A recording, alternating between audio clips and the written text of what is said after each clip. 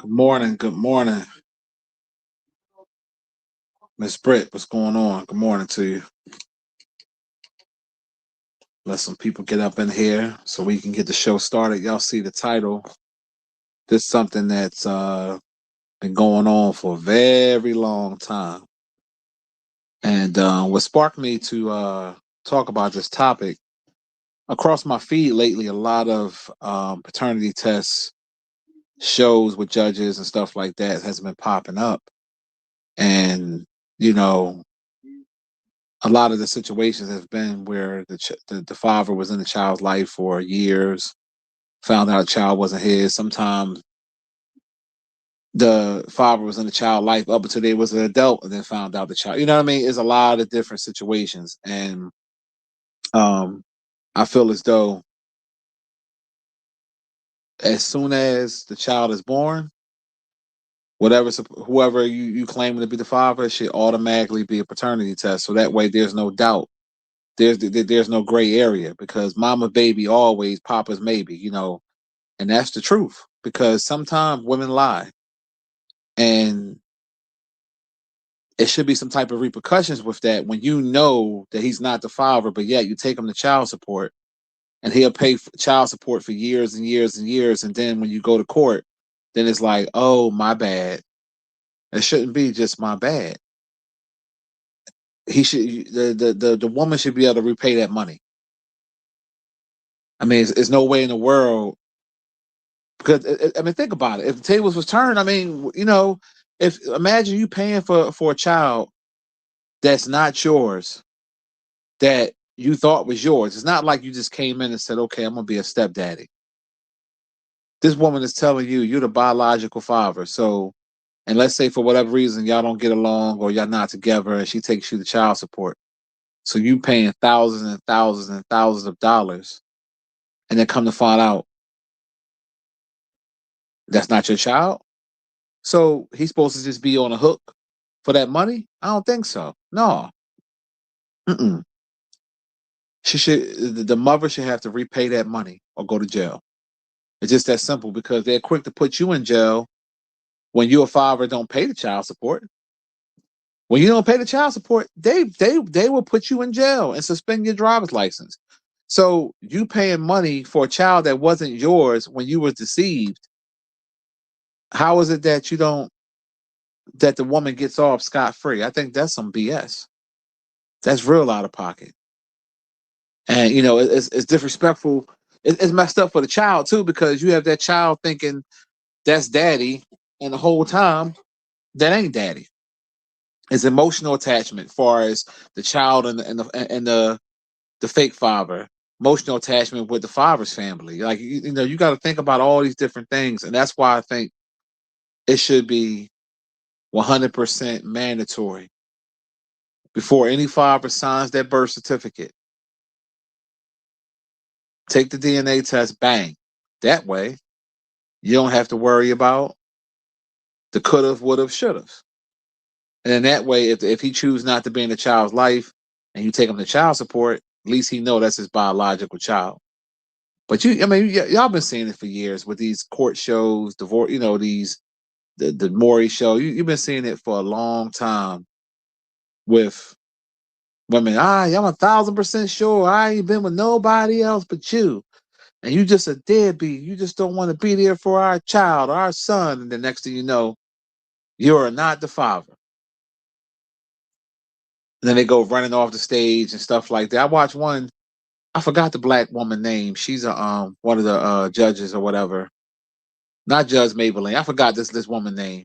She got like kind of like a long weave, middle age, probably like in her 50s, and hers been popping up on my feed a lot. And this one woman, she had no remorse. Like, and and you could tell she knew what it was, and was giving this guy an attitude. And he's like, "Listen, this child don't look nothing like me. I don't have the connection. I just want to know." And then when it was found out that he wasn't the child's father, she it wasn't no she wasn't apologetic or anything. And I'm just like, well, bitch, you need to pay that money back. That bread need to be paid back. because they have it set up where it just protect the woman, but nothing's protecting the man, and I don't think that's fair. You know, it's the same thing if a woman lie on a man and say he raped her or some shit, or you know, it should be some consequences with that shit. Like that's a hurt piece. I don't give a fuck if you only pay child support for 6 months. That's money that you didn't have to pay. That wasn't, you know what I'm saying? That's not your responsibility unless you chose to say, hey, I want to be a stepfather and this is what it is. But then again, you wouldn't be paying child support because you're not the real father. So hence, get that bread back. Just like they garnish a man's paycheck when he got to pay child support. Well, guess what? The woman's paycheck need to be garnished the same way until the debt is paid off. Just like, when they put a man on child support, they quick to put you in the what? What is it called? The rears, which means you owe that back bread. And that back bread, that's when they try to put you in jail if you don't, if you get too far behind on your rears, they put you in jail. Which I always thought that was stupid. How you gonna put him in jail? How's he gonna pay the child support if he don't have a job? If you put them in jail, if you suspended his driver's license, how is he gonna get a job and get to work? Like that, to me, that concept never made any sense to me.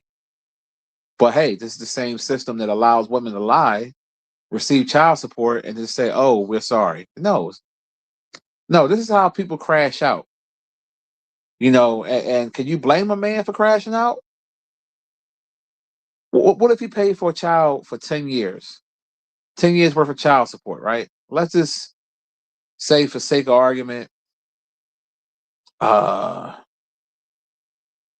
let's just say it came out to $50,000, $60,000. Can you blame a man if he crashed out? Can you really blame him for crashing out? Come on, man. We got to stop with the games. Medusa, what's going on? Wilcox, what's going on? Good morning. So, Miss Britt, she says she agrees. She's a woman. Because right is right and wrong is wrong at the end of the day. It's not about a gender thing. It's about the truth and what's right. It should be mandatory DNA testing. And I don't give a fuck even if you're married. It should be mandatory DNA testing at birth. Because married women cheat too. So that way you ain't got to worry about waiting 20 years and then finding out a child that you thought was yours all this time, and they be like, "Oh, you're not the father." What? Nah. Because some of these women, they know the guy that's the biological father ain't shit. So that's why they put it on the man, because she like, okay, well, I know he's gonna be a stand-up guy or whatever, whatever, whatever. So I'm gonna put it on him. And that's, to me, I think it should be some real, real repercussions with that. You gotta pay that bread back, bitch. Or jail, especially when you willingly do it. Jay, what's the deal, bro? I mean, that's crazy. Did anybody watch the Grammys last night? I caught the tail end of it. What's the infatuation with this Bad Bunny guy? Like, who the fuck is he? I'm not trying to be smart. I'm just, I know he's the one that's supposed to do the Super Bowl, but like, I don't know. Maybe I'm out of touch. I need to listen to music that I can understand what he's saying.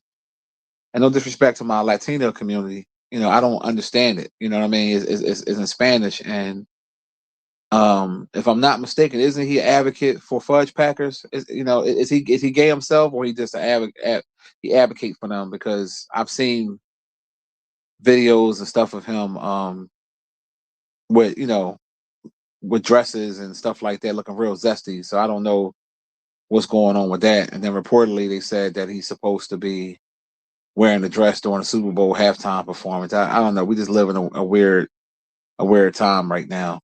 I don't support that. I'm just gonna be honest with y'all. I'm not gonna sugarcoat it because I don't give a fuck. I don't support promoting homosexuality. I just don't. I have nothing against you being homosexual. That's your personal business. But as far as promoting it and pushing it out to the masses to say that it's okay to be queer, I just think that's bullshit. And if he's not queer and he's a big advocate for homosexuality, for the LGBTQ, whatever the fuck Q people. Why? What straight man would want to even do that? Why would you want to advocate for that? Even if I had a child that was that way, right? I'm not going to advocate for it. I'm still going to love my child, no fucking doubt. But I'm not going to advocate for it. You ain't going to see me out here wearing rainbow colors, talking about some. Yeah, shout out to the no. I got people in my family that's gay, and I'm still speaking that same shit how I feel. But yeah, Kendrick Lamar won a whole bunch of Grammys last night. I was happy to see them show love to Pharrell. I've been watching Pharrell forever. The clip, shout out to them. Yeah, it was it was cool from what I saw.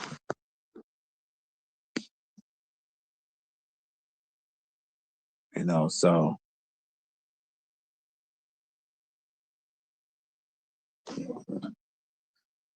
you said just another reason for the city and the state to extract money for taxes.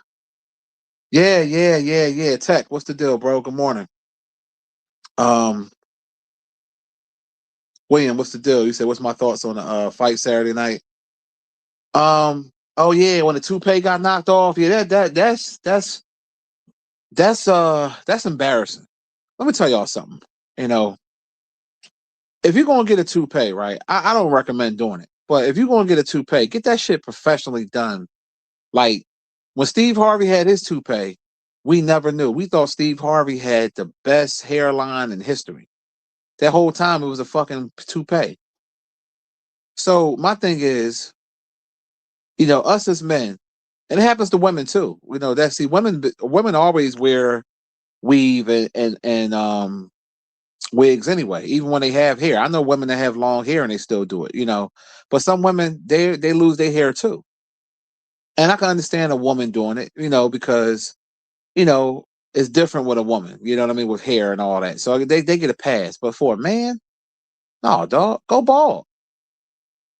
Like as we get older, our hair starts to lighten. Our hairline starts. Some men are lucky and they have a full head of hair all their life. But some men, you get a certain age, and for whatever reason, it just starts declining. Genetics. Your hair will get light. You'll get a bird. I call it the bird's nest. You get like a bird's nest in the middle, like the back part, the middle of your head, where you'll see like the bald spot if your hair grow out or whatever, and then just cut it real low. It's a part of aging. It is what it is. But putting a toupee on, that was very embarrassing that he knocked it off.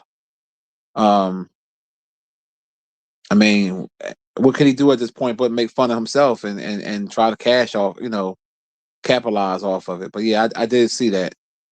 And shout out to Shakur Stevenson for whipping that boy ass. He was talking all that racist shit, talking that monkey shit and all this other shit, and he got that ass whipped. So shout out to him. And but back to the topic for a second. I always thought, unless you as a man, like if without a shadow of a doubt that that's your child look like you, just know, fine. But even in that situation, I think from now on, if a child is born, automatic DNA. Like right now, I know it's fictional. I be watching the Country Wayne skits on Facebook, right? So they got a storyline on there. This boy named Darwin or whatever, and some chick he used to fuck with like almost 20 years ago. She come back in his life, and she got a 16-year-old son. Talking about some this your son. So this simp ass nigga, he moves into the crib and all that. The son real disrespectful, whatever. So the mom kind of put a bug in his ear. Was like, yo, you need to get a DNA test. So he said something to the mom, like, hey, I think we need to get a DNA test. She get real defensive and mad and this, that, and the other. And so we wait for the rest of the storyline to develop. And I'm like, how are you gonna get mad at this man? She's about to say, well, you moved me in your house. You didn't have to, bitch. You gave him a sob story. You was talking about you was about to get put out and you ain't had the money and this, that, and the other. And he thinking that that's his son and y'all could be together again. You saw him as a sucker. and you taking advantage. Because if a real woman know that's the child's father, she ain't gonna have no problem submitting to a DNA test. And not to mention, you ain't been around in 16, 17, 18 years, and now you come back talking about, oh, this your son? There's no way in the world. It's no way in the world.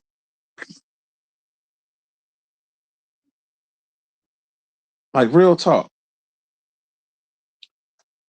So you know, this something that has to be done no matter what. They need to put that in law. They quick to put everything else in law. They got all these laws to protect sissies, but you can't put nothing to protect men and the child. It ain't just about the man, it's the child, because the child deserves to know who their real father is. They basically deserve to know. You said your dad. You said you glad Don Lemon got locked up. Yeah, I ain't really been following that too much. I mean, I seen it. You know, I ain't been following it a whole lot like that.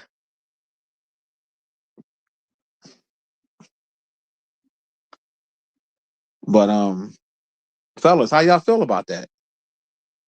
Do you know? Do y'all feel if you have a baby with somebody and she say you the father,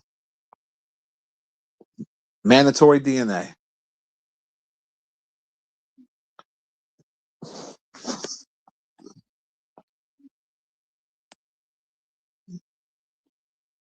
I mean, and any woman worth her grain of salt would feel wouldn't have a problem with that as well.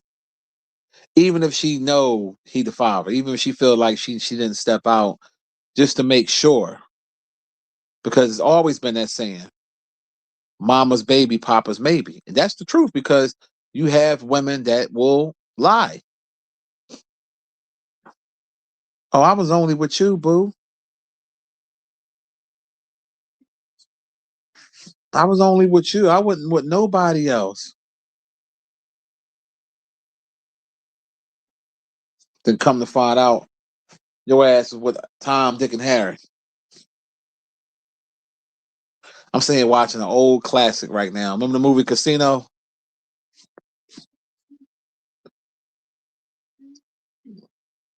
Man, I'm sitting here watching Casino. How they was getting all the motherfuckers. That's why when I go to the casino, when I win, I get out of there. I don't even fuck trying to be greedy. I get on right out of there because their job is to basically the house wins most of the time. You know, you win that bread, get up out of there.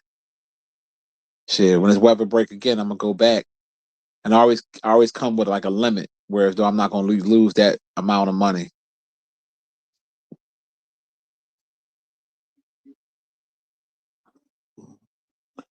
You say either the father gonna pay for the child or the taxpayers. How about that? Arm said he had two babies put on him. So you had two babies put on you? Did you get a DNA test? Did I speak to you, PW? What's up, bro?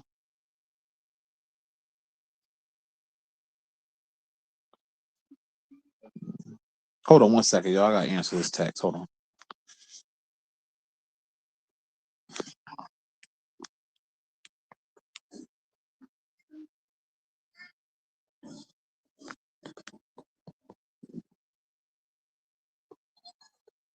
Yeah.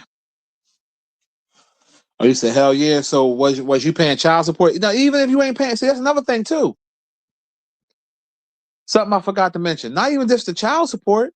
What if you wasn't on child support and you financially took care of that child, thinking that that child was yours, and the woman basically deceived you? You should still be able to get that money back. Now, the only thing with that part is you would have to have some type of receipts or something proving that. So that's kind of hard because the courts will probably say, well, how we know that you really, you know, how we know you just wanted to be a step, you know what I mean? But if you're in a child support system, oh yeah. If she ain't got the cash, take that shit little by little out her check every week or every 2 weeks, just like they do the men.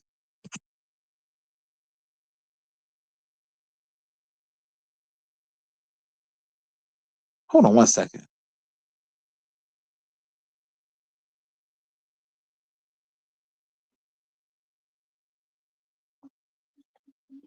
Hold on 1 second, y'all.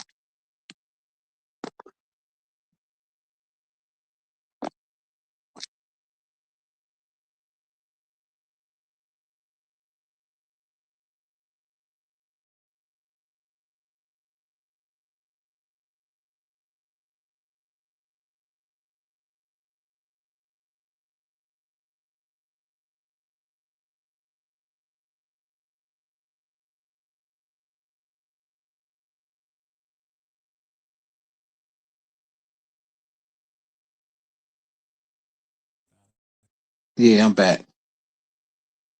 Yeah, I'm back. Arm said you did yours when they first was born. He said somebody wanted the Chester Casino and they wanted him to disappear. They found his car. Oh wow. Yeah, so you got to watch yourself when you at them casinos, like especially if people watching you, you win money. You know what I mean? Like you got to get up out of Dodge. That's why I don't go to little ghetto joints in Philly, like the little parks and all that. I don't rivers, whatever they call it. I rarely go there. You know what I'm saying? Because it has been a lot of people that they watch you and then they follow you home and rob you and all that. And you know what? Um, I was thinking about something, and this is really true. What I'm about to say, I guarantee you, all of you gonna agree with me. Even if you don't like it, you still gonna agree with me. When you buy a gun, now I want y'all to listen to me very closely. When you buy a firearm, right, a legal firearm, and you're licensed to carry, who are you buying that gun for?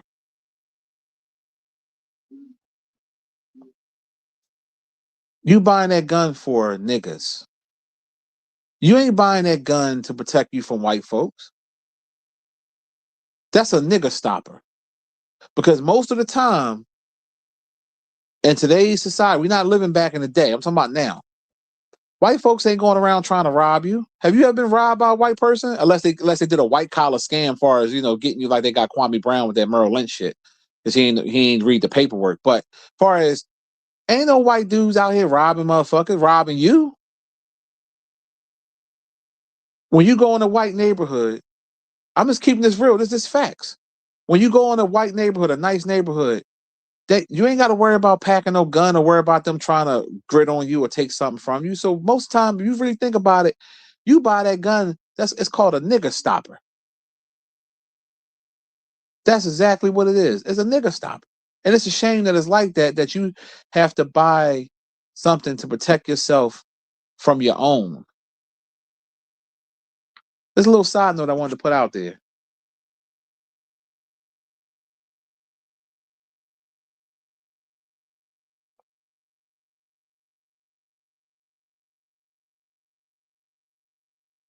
That's why I bought my guns. Shit, I mean, let's just keep it real. You carry guns for protection. You don't. I mean, most people buy them if you like to shoot too. Don't get me wrong. If you like to go to the range or you like to, you're outdoorsman and stuff like that. But on average, you buy your shit for protection, just in case something happens. Correct. And most of the time, that should be your own kind. That's the scary part about it. I said this before. When I go in a real nice neighborhood, right? Whether it's I'm not even gonna just put it on a white neighborhood. Let's just say a nice neighborhood that's affluent. It has black people, it has white, it has Spanish, a little bit of everybody, but it's a nice neighborhood where people pay good money for their homes. You ain't got to worry about carrying no fucking gat. You ain't got to look over your shoulders. But when you go in an urban area that has ghetto people versus ghetto blacks, ghetto Puerto Ricans, poor white trash, you got to worry 10 times more than going in that nicer neighborhood. When I go to Haddonfield, New Jersey, right? I go down there sometimes and hang out, right? Like going to a little store. That's a rich area. Houses over there, the average house over there is $1 million. You think I got to worry about carrying a gat? When I go out Villanova, Villanova College, in that little area, Wayne, them little ritzy areas, 10, 5 million, 10, 30 million, $20 million homes. Even if you up there with some racist ass honkies, right? That's racist as fuck, don't like you. They ain't trying to harm you. They might look at you a certain way, but them motherfuckers ain't. You ain't got to worry about getting robbed. So I deal in truth. I don't deal in emotion. I deal in what the truth is. That's what I deal in, and that's the reality of it. If you really think about it, and that's a shame that it's like that.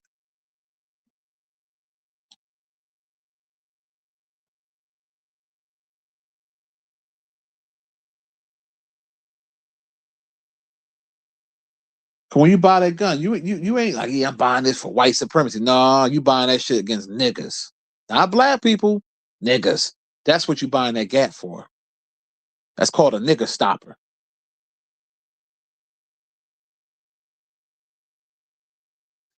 It's a nigga stopper.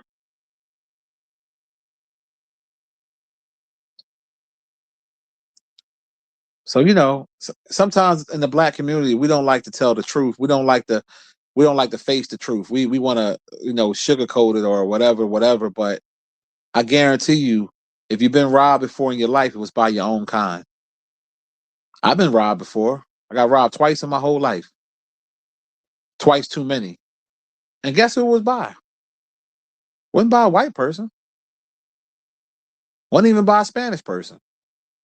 It was by my own fucking kind.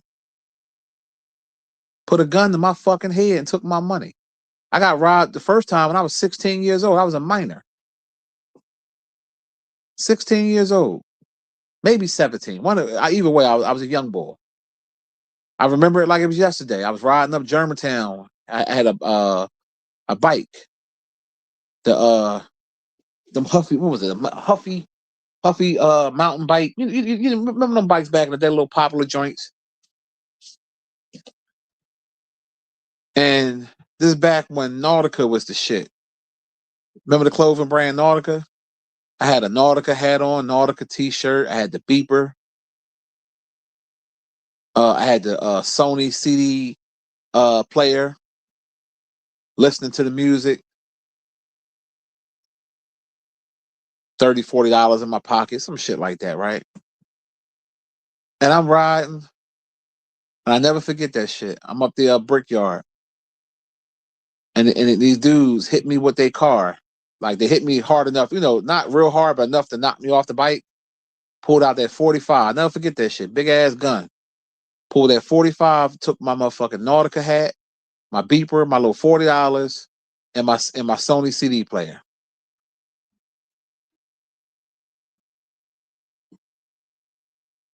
Niggas. And to this day, I think my homie Step Pop, he dead now, but I think I'm like 90% certain he has something to do with it. The reason why I say that because he used to live next door to me, and then he had moved up Brickyard. That's why I was up there seeing them. And he knew his dad was like a slime ball. Well, it wasn't his biological dad, stepdad. His biological dad was a slime ball. And the reason why I say that because it's broad daylight, not too far from his house. These people just pull up. When I went and told his pop didn't show no concern. If your son's friend come and tell you he was just robbed around the corner for you know what I'm saying, he had no compassion. And I knew the shit too because when we used to do what the fuck is this? Hold on 1 second, y'all. Hold on.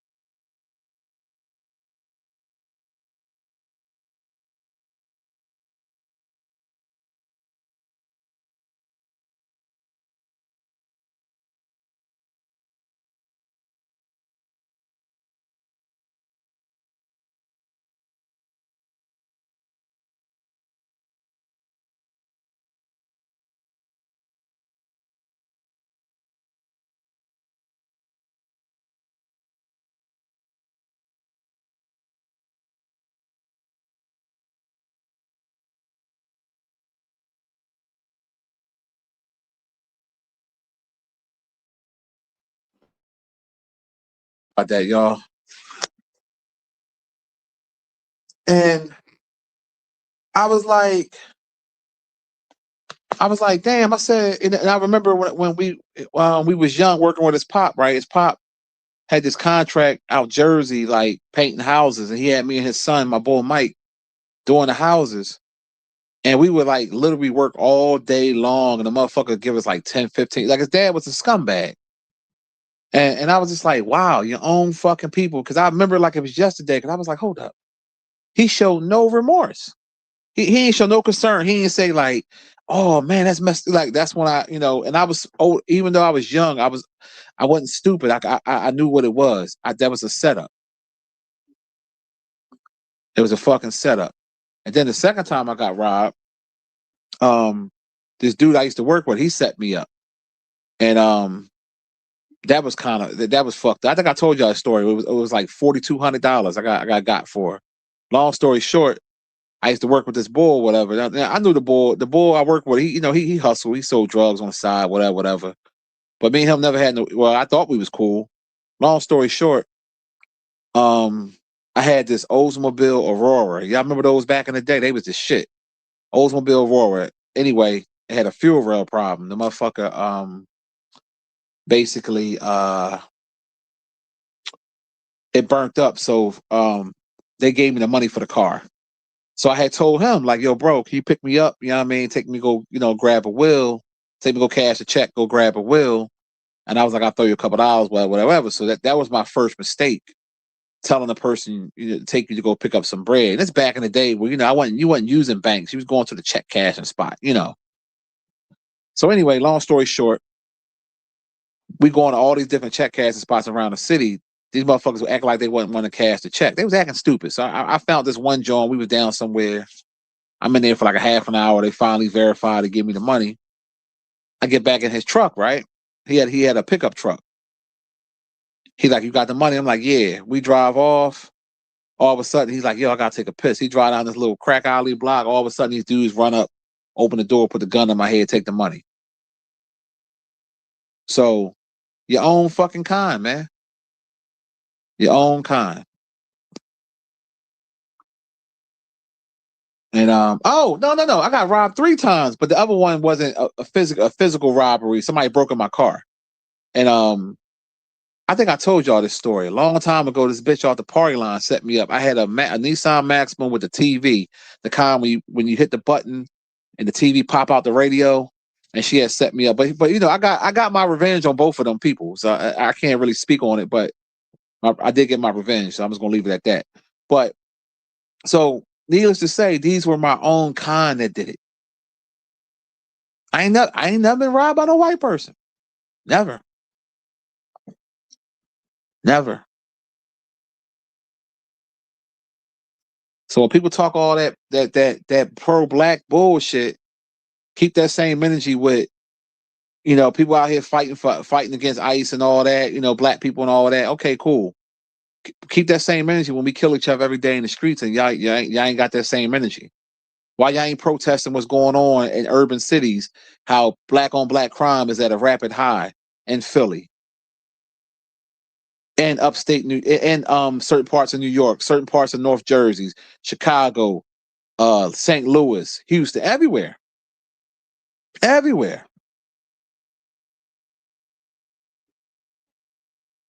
Like, even if let's say if I took your argument, you say, okay, well, the reason why we go against ICE because even though they're illegals, they still human beings, and this country is was stolen land anyway, and they should be able to come. Okay, let's say I agree with that, right? Let's play devil's advocate. I'll say, okay, you're right, right? But where's the outrage for black on black crime that we have all the fucking time? Only time is outrage and they protest is when a white person kill a black person. Then all of a sudden, we shall overcome and marching and shit, and finding excuses to loot stores and tear up your own neighborhood. But as soon as we kill each other on a regular, ain't nothing to be said. That's why we a joke as a people. I just gotta keep it 100, man. Some of our people are jokes. So I carry my shit for a nigger stopper. That's why I carry my shit. It's called a nigger stopper.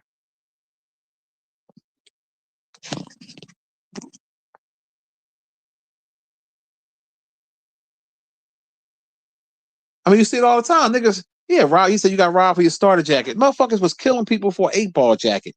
Some of y'all too young to remember that.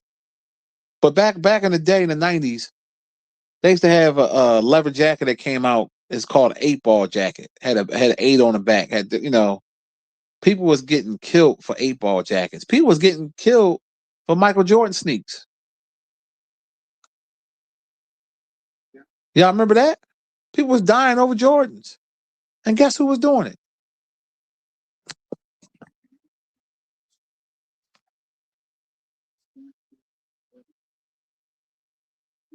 PW said we heading towards in the times. Who knows, man? It's I mean, we know life ain't fair. But one thing, we need to do is tell the truth and keep it real.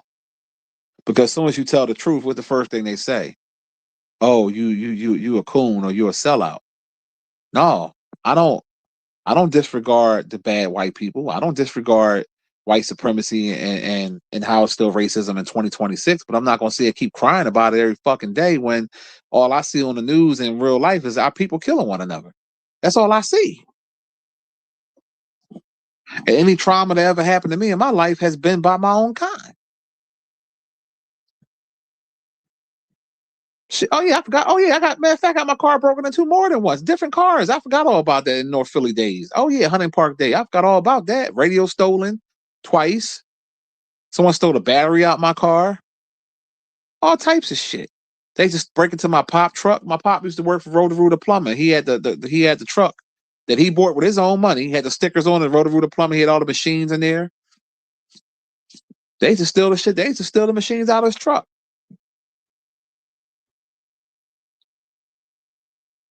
And guess who was doing that?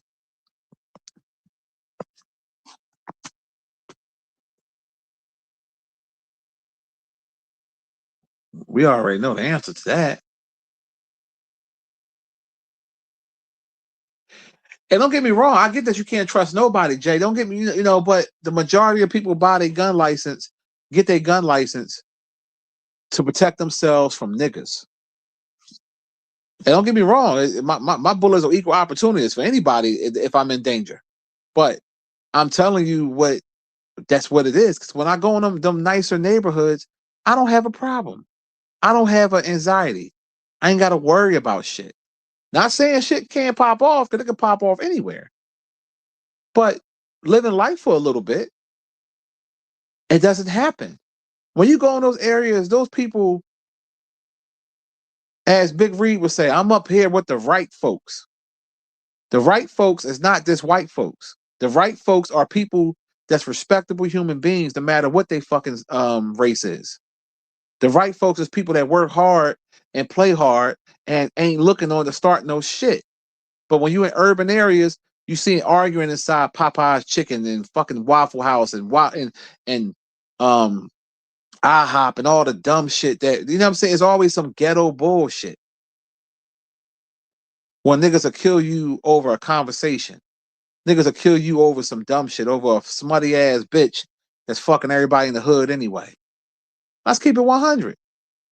So when I got my license to carry and I get my guns, it's for niggas.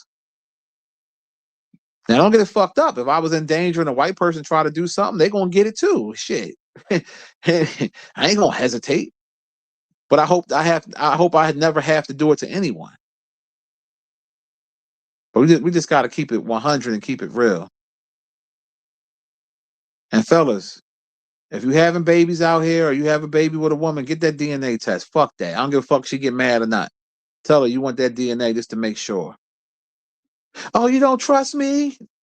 I wasn't with nobody. I was only with you. I can't believe you. No, don't let her guilt you in that shit. Fuck out of here. Get that DNA.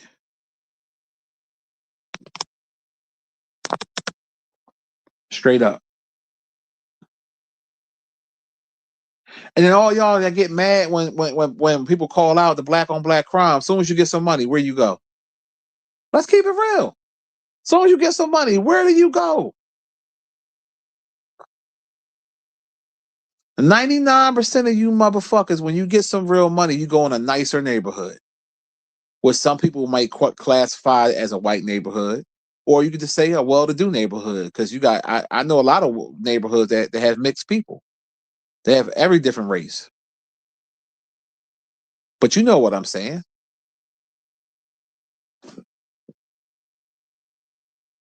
That's like saying if you live out in California somewhere, you got money, you gonna choose to live in Compton or Calabasas? Come on now. You hit the lottery. You got your choice, and you in California, you want to be in that area. Or you gonna say to yourself, yeah, I want to move to Compton. Oh, you move to Compton with that money, you ain't gonna have that money or your life.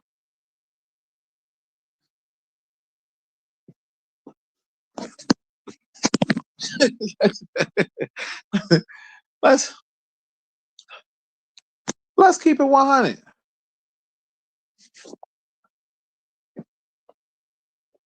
You know, we got, just like we talk about women not taking accountability, us as men, we gotta keep it real too. We can't get mad when the truth is spoken.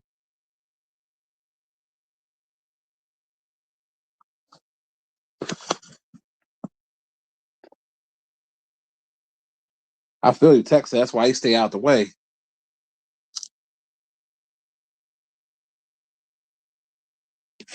Hold on a second.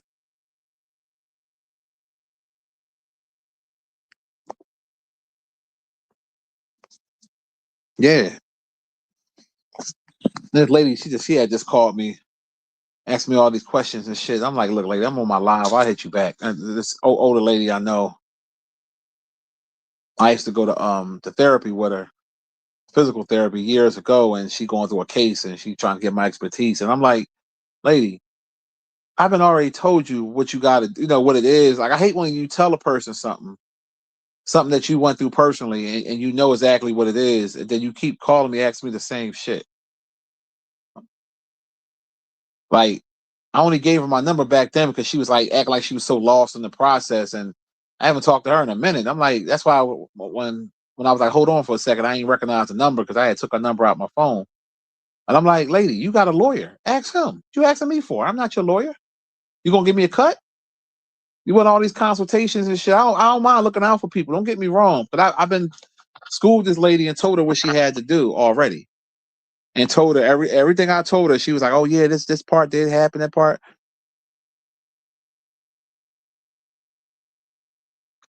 Like, I'm not your advisor unless you gonna put me on retainer.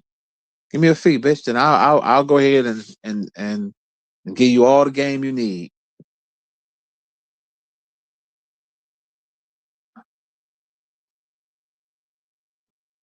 My thing is, people say, well, you said, Arm said if he had his choice of neighbors, it would be older blacks and Filipinos. My thing is this: I don't mind living around anybody, long as you ain't ghetto and you taking care of your property and you cool. That's it. That's it. I like a mixed neighborhood. I like it where it's black, white, Spanish. Um, you know what I'm saying? As long as everybody, respectful and do their thing, I like it like that.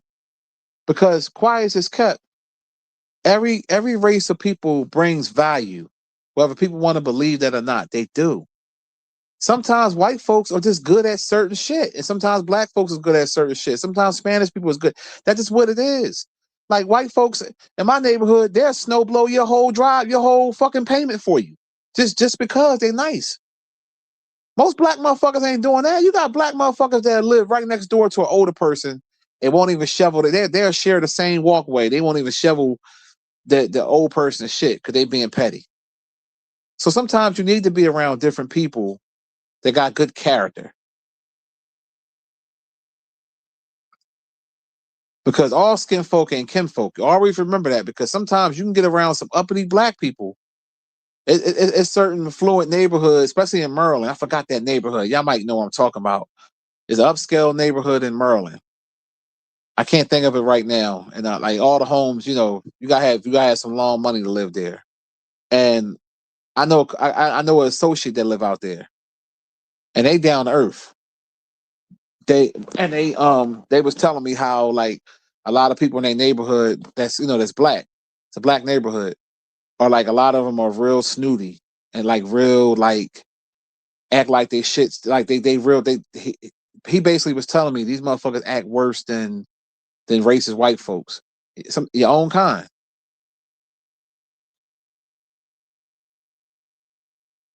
No name, Queen, what's the deal? King.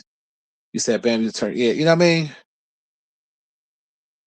Ricky said he live in the black suburbs now. He said it's so peaceful out here. Yeah, that's what it's about. That peace, man.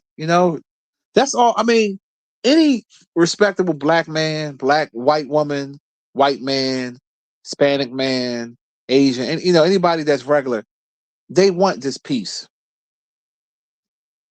Don't start nothing, don't be nothing. That's all.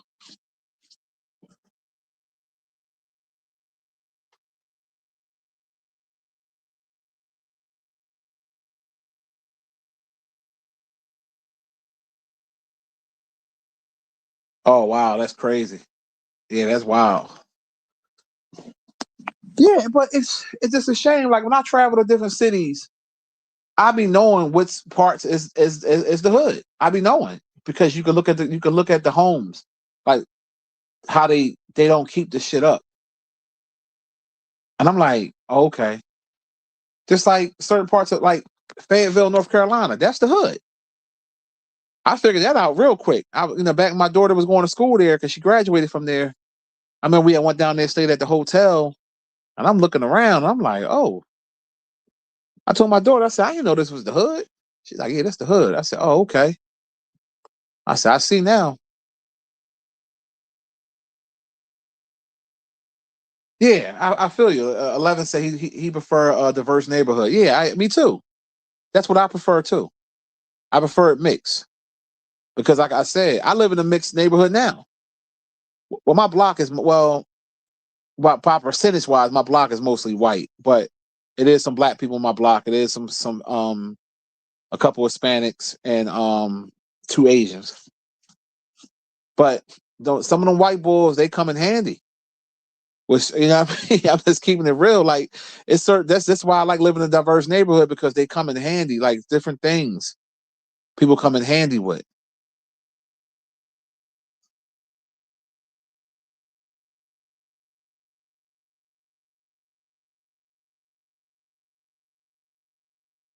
You said go to Flint. You said go to Flint or Detroit. You said 90% of the motherfuckers is the hood. Yeah, yeah, yeah, man. It's a shame. And I used to always say this, and I'm pretty sure y'all heard me say this before. Just because you live in a hood, don't mean you have to be hood. It's the truth. I know a lot of good people that live in the hood, and they good, hardworking black men and women. They live in certain parts of North Philly. They live in West Philly. They live in South Philly. Like you know what I'm saying? Like it's always a few apples that spoil it.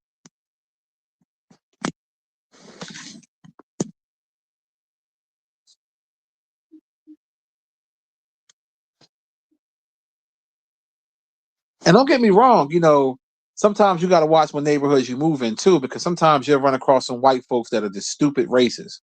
They don't want your black ass there. They feel like they own everything because your neighbors do matter to a certain extent. You ain't living for your neighbors, but they're going to give you problems. You got to live there. That's going to be you gotta view that because even though we're in 2026, it's still certain areas where they would frown on you because maybe they have a stereotype about you. Maybe they feel like, all black people are the same or whatever. I don't know. Like even when I was in Lancaster recently, the places I go to staff members, they always been cool. But when I went inside that little calf, the people that was in there, they just kept staring. And you could tell they were some hillbilly ass type motherfuckers. And I looked right back at them and I was just like, all right, you keep looking at me, then you're gonna make that side come out of me. Then you're gonna say I'm the angry black man. But like I'm trying to eat my food, get out my mouth. You keep looking at me like I'm a fucking science project or something. Cause they probably thinking like, what the hell he doing out here in Intercourse, PA? Like motherfucker, because I want to be out here. But so you got to watch it with some of the neighborhoods too. Cause I had a story My cousin was telling me, his wife was telling me that they was about to move somewhere in Philly, in the far northeast, and they had looked at this house on this block, and the lady, basically they found out that the lady that lived next door was like real racist, and they was on some other shit. So they decided not to buy their house because they was like, my cousin was basically telling me he didn't want to. He like me, he a Taurus. Me and him are only 6 days apart. So when we get real mad, it's hard for us to calm down. So I know how he'll pop off.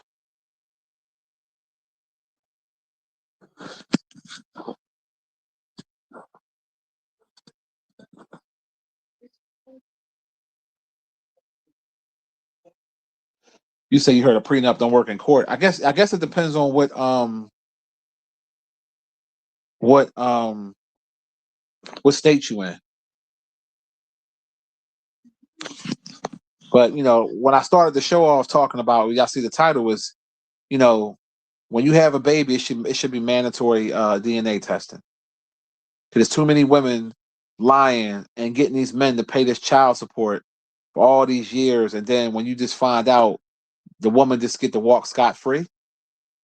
And don't get me wrong, I get that the child don't have the father, but that's not that man's response. That's not that man's problem. They need to put that in law. If you find out, you got to pay that man back that child support. Got to pay it back, or go to jail. The same thing they do to the fucking man.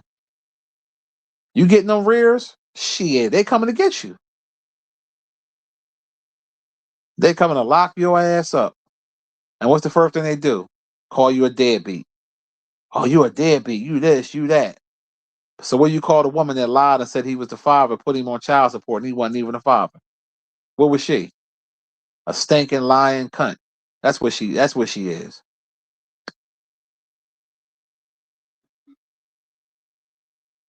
So fellas, I don't give a fuck if you marry. If you have a baby, get that DNA test. Fuck that. Even if you got to sneakily do it your damn, you got to swab your own the baby your damn self. Straight, straight up. I'm being real. There's too much of this shit going on, man. These women be lying. Oh, I ain't been with nobody. I'm 1,000% sure.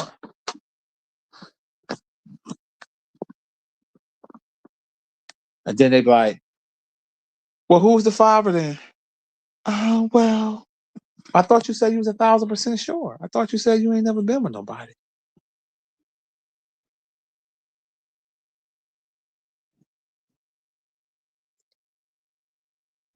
The shit crazy, man.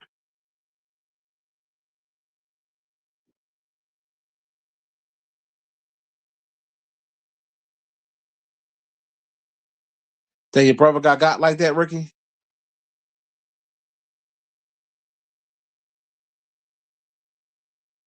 Damn. He said his brother had two babies he supported for years and he thought was his, dumbass.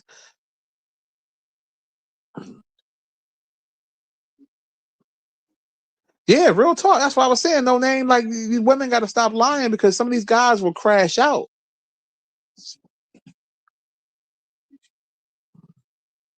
So I feel sorry for the cases that I see when the people be grown. And then they find I saw one John, man, it was so sad. The girl was like 30. And the mama finally told her, hey, he might not be your dad after 30 years. And they did the John and he wasn't the father. I felt so bad for the father was crying, she was crying. That shit made me tear the fuck up, man. I was like, damn. I said, that's and at that point, how can you walk away? You can't walk away at that point. I mean, either you put, you can't. There's no way in the world you can walk away. That's too much time invested. As far as I'm concerned, fuck that. You my child at this point. You know what I'm saying? 30 years, shit. But what if all that child support he been paid? Some states is up to 18 when they graduate high school. Some states is up to 21. So imagine paying 21 years of child support. And you find out you wasn't even a fucking father. God damn. Ooh, damn.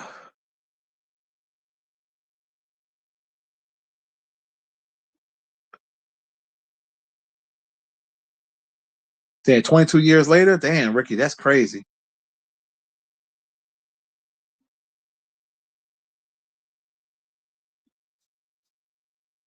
Damn. Yeah, yeah. I'm glad I ain't got that problem. I'm glad I ain't got no baby mama drama, man. That's a beautiful thing, man. With that, don't to not have that. That's a beautiful fucking thing. That's real beautiful. When I see some of these women, and I just like, wow. And then it's crazy because, and then you have the gold diggers out here that's purposely trying to get pregnant by these ballers just to get the child support. So, like, fellas, you got to watch yourself out here, man. Arm said it's pathetic to see a man in his 40s and 50s in family court.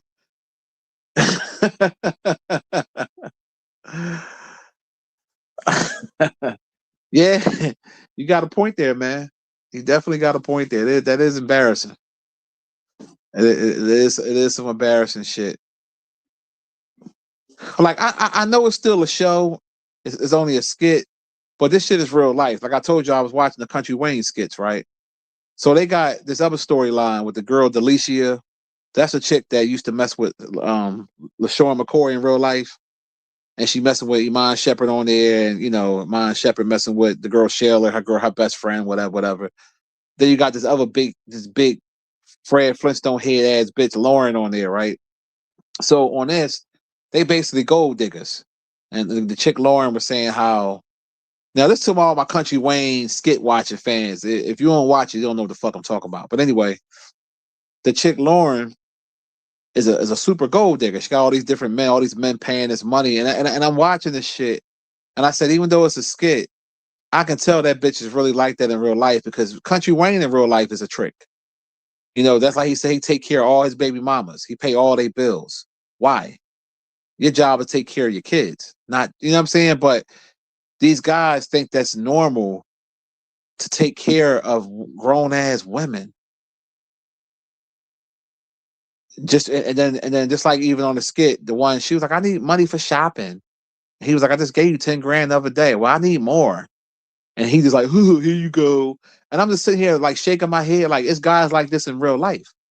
And that shit's sickening, man. And the one boy they got on there named King, I guess he's some social media guy. I've seen him before. Some tall boy. He told the chick, he was like, well, look, how about we go out on a date without money? And her girlfriend like, without money? What you mean? What kind of date is that? He was like, how about we get to know each other? Let's go walk in the park. Let's go have a picnic. Like, are you trying to get to know the man or are you trying to get to know his pocket? I can't stand gold digging ass bitches. That's why I have no remorse for none of them. I really don't. But that's real life. Even though that's on the skit, like this stuff really goes on.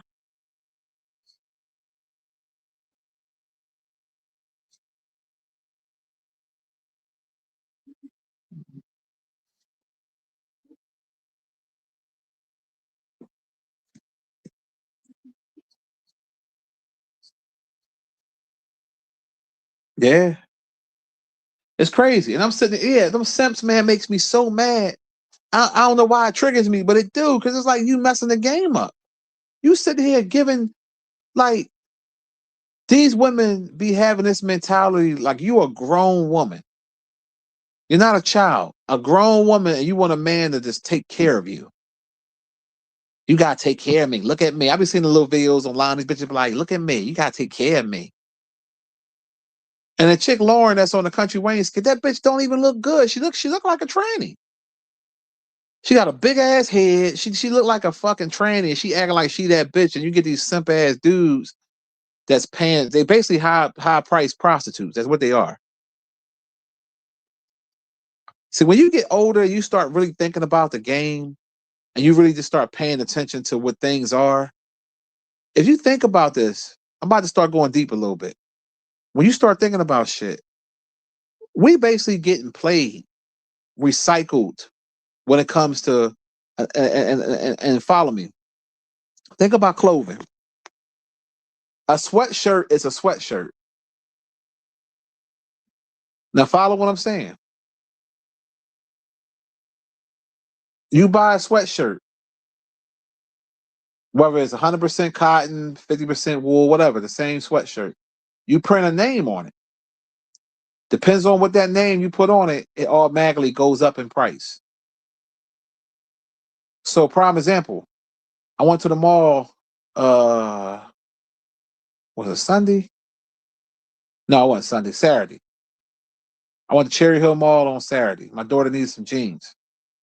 So we out there, so I wanted Macy's and I said, you know what? I want me a new polo sweatshirt. So I bought me a polo sweatshirt, right? And I'm looking at the sweatshirt and I'm feeling the material of other sweatshirts that I have, right? I'm like cheaper sweatshirts. And I'm like, it's the same shit. It just say polo on it. And the other brand, I can't think of the name of it. It's with a G, high designer brand. I saw some white boy wearing it in the mall. It got like rips in it. It's like a hoodie or a sweatshirt. They got all these little rips.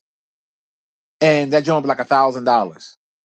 And so when you really know the game, you start to think to yourself, hold up, why am I spending $1,000 for the same sweatshirt that's only really worth 20? It's not a different material, it's the same cotton. You know what I mean? Like it's certain things if you pay for something, if you pay that type of price point, you want to have something that a different material that nobody else has because it justifies the price point. It's the same thing with Mercedes.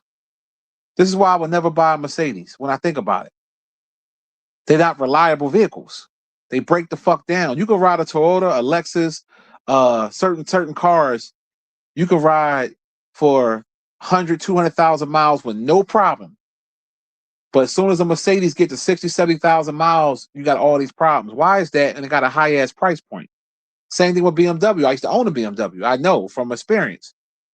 Why do you think they depreciate in value so much? Because the mechanical repairs that you got to go for that vehicle is astronomical, and they're not reliable vehicles.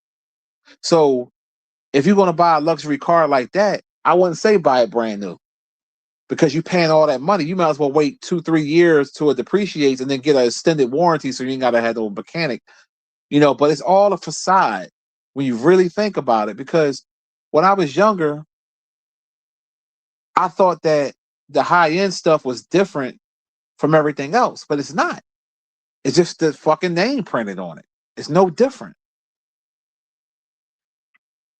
I mean, some of my fucking Gap hoodies has lasted longer than my Polo hoodies, than my Versace hoodies.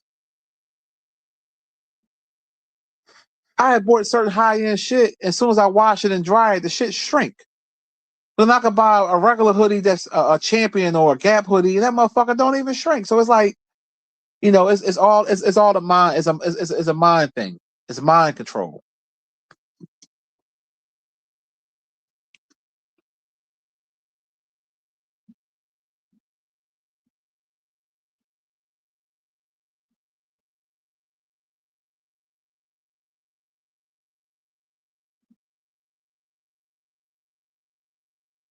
Oh, he want the troll heaven arms. Oh well, hey, rest in peace to him.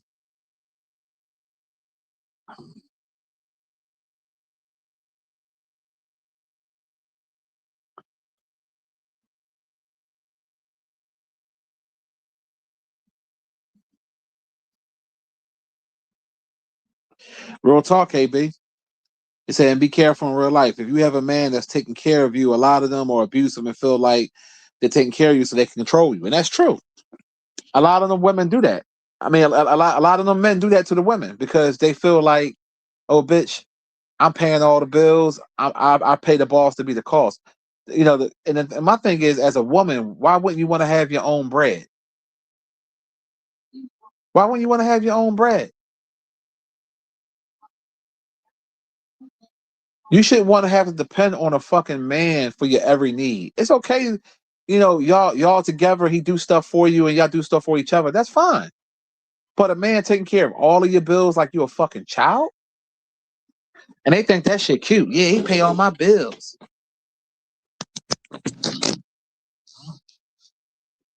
You're like, okay, what you bringing What you bring to the table? Some whack ass pussy.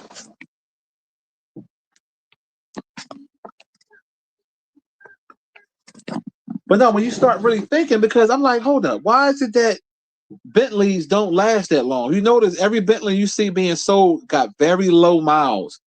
It's like, excuse me, as soon as they get to 50, 60,000 miles, it's like people don't scared to touch them. And I talked to a guy at a dealership, and he told me, he broke it down to me. He told me, he said, Bentleys are not made, Bentleys and Rolls Royces and stuff are not made for reliability. He said they made basically for craftsmanship, far as the inside and the outdoor, how it rides, but like far as it being a reliable vehicle, no, they're not. That's why you don't see a whole lot of old Rolls Royces and Bentleys out here. You can have a Toyota, that motherfucker had 200,000 miles and still purr like it's nothing.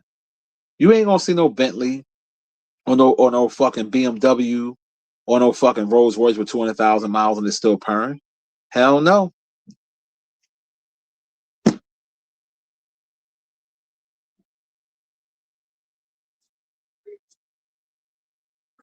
Miss Tangy said her mom always taught her how to love her own money. Yeah, because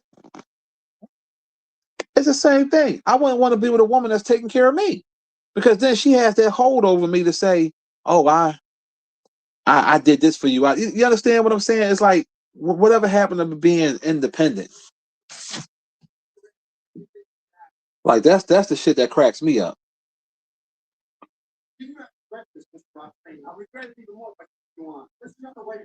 Like that's out of pocket.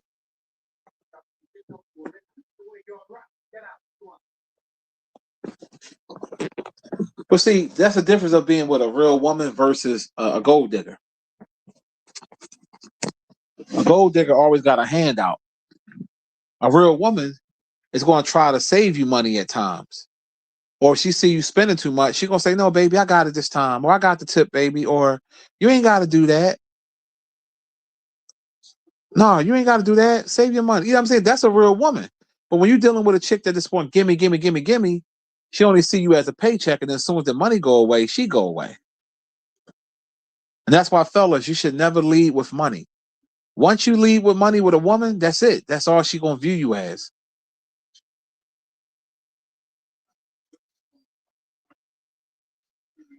Miss Tangy says nothing like having your own. Absolutely.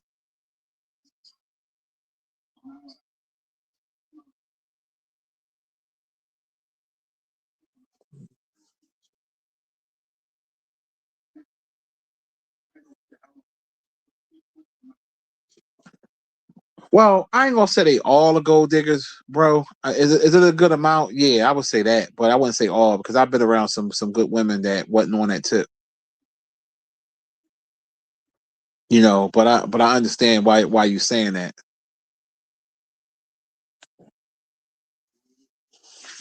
Because it's a certain type, just like just like the pressures of like certain people that's in Miami, those type of women that do the club scene. You already know what type time they on. And a lot of guys, they like, "Oh well, fuck it, I'm gonna leave with money, so I'm gonna get shorty."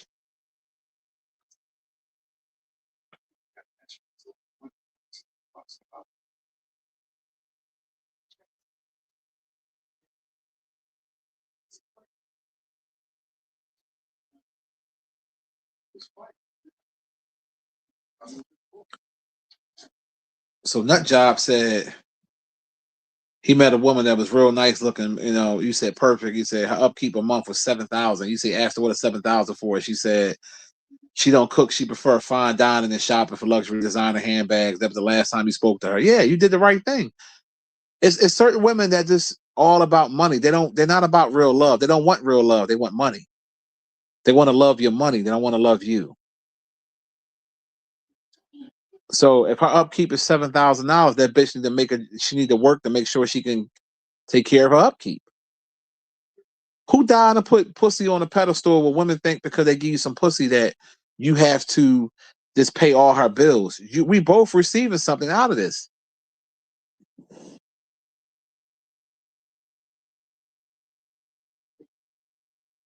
That's crazy though.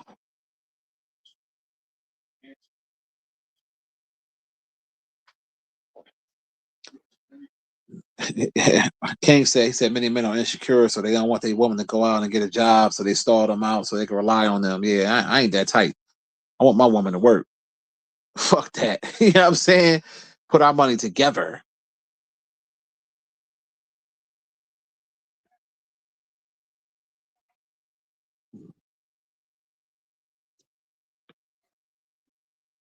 But see, the thing is too, everybody trying to keep up with the Joneses. Dude was right for you. I was watching Clifton Powell, right? Y'all know Pinky, and he did an interview, and he was talking about how when he first was getting back on his feet because he had bankruptcy or something like that, and he had moved somewhere, and he had bought his wife had a car, girl, whatever. Then he had like a little Mazda. So somebody stopped him, was like, "Oh man, how you a movie star? You driving that little car?" Like basically trying to shame him. And he was saying like, motherfucker, I'm paying X amount of dollars in two car notes, whatever, whatever, whatever. And then he was saying how black people always try to shame you, but then it pressured him to go buy a Denali. He went and bought a big body Denali.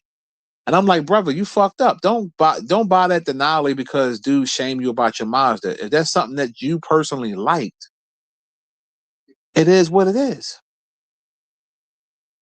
We the only people in the black community that do that dumb shit. When you'll have, I told you, most of the white people that got real money, a lot of them, if you think about it, they don't be drive. They drive regular cars. I know dudes that be driving $100,000 cars that they breaking their neck to pay the car note on, and they live in the hood.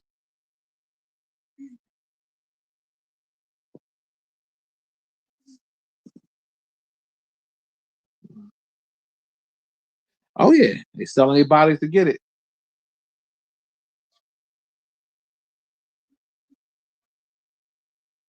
Samuels, what's the deal?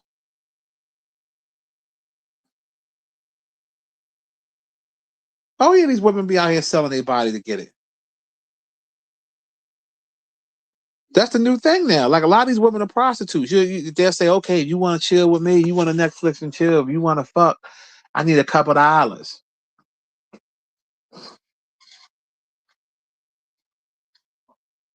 You got to pay for my time. Like, you don't get the fuck out of here, bitch."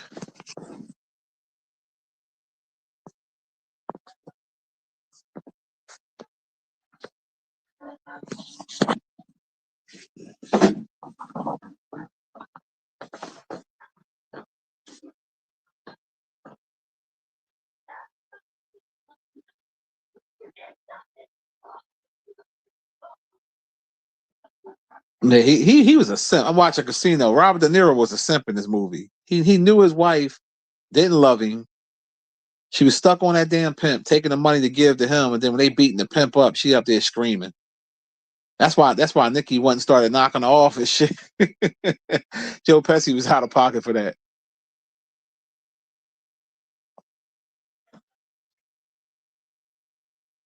Queen said that's their hustle. Yeah, it is, but it's a fucked up hustle because it's like as a woman, have some respect for yourself. You know, just and then the women get mad when you gag them when they try to get you for a couple of dollars and you take the money back or you do some shit to gag them and they even get mad. No, you try to get over, bitch.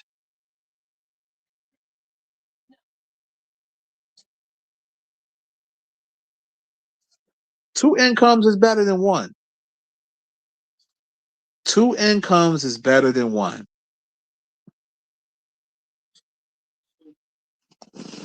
That is what it is. Any real responsible adult with sense understands that.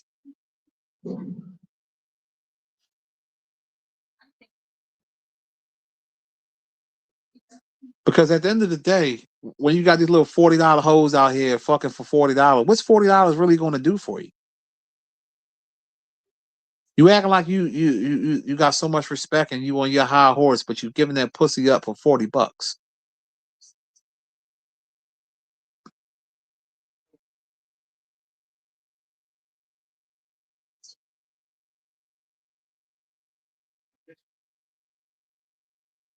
Joe Pesci went shit, yo.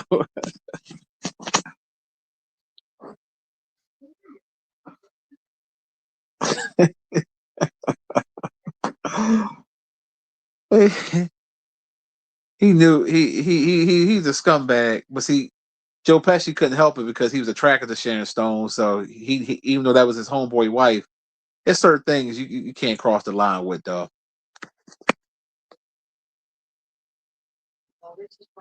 He said a new wig and middles on the Boost mobile phone. Yeah, basically.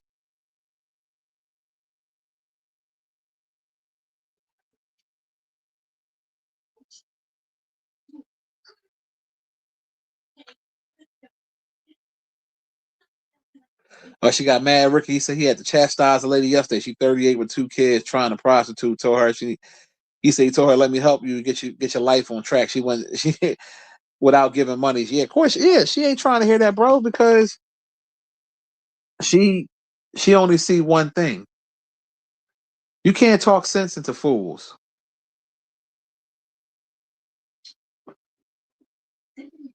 Yeah, you can't talk sense to fools. You just can't.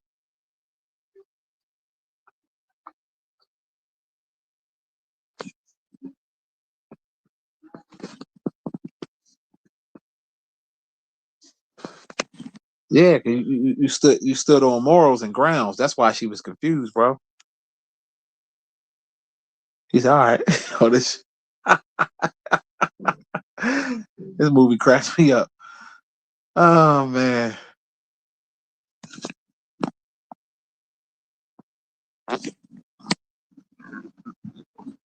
Yeah, some women they don't like when you tell them, when you tell them the truth. That's why they hated Kevin Samuel so much because he would give them a dose of reality, and they couldn't take that. That's why when that bitch Vivica Fox was like, oh, she was celebrating Kevin Samuel's passing away, and I was just like, what did he do to you? Because he held some women accountable for their actions. He held the men accountable too. So you ain't have a problem when he was getting on the men, but when he got on the women, all of a sudden it's like a problem.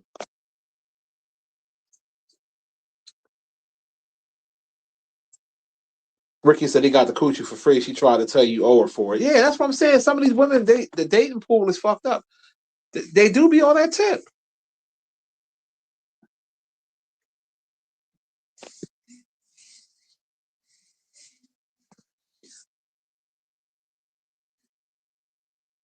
That shit crazy.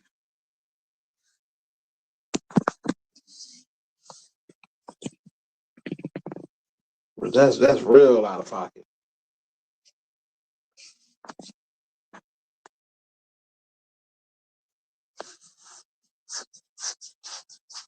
Man, you ever eat the something called Marry Me chicken? Oh, that's the shit. I had that last night. The Marry Me chicken with some greens and some baked potato. That Marry Me chicken is shit. Look that up. And you could do it with like salmon too, but the Marry Me chicken breast, that's one of my favorite dishes there.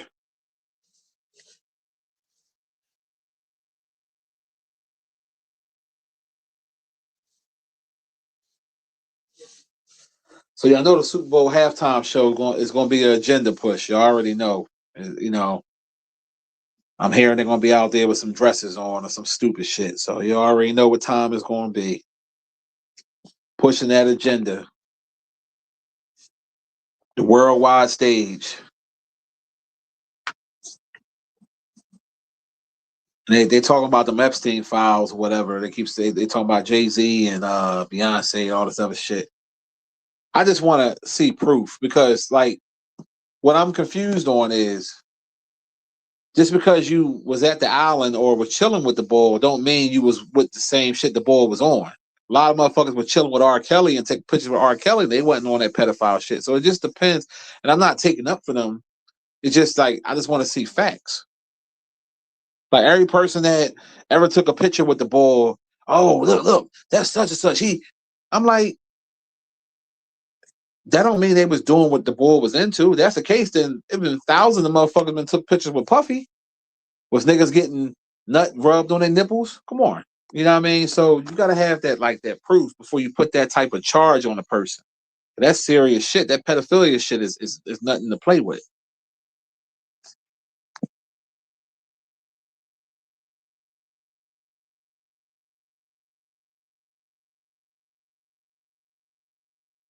You should have put on call block, Ricky.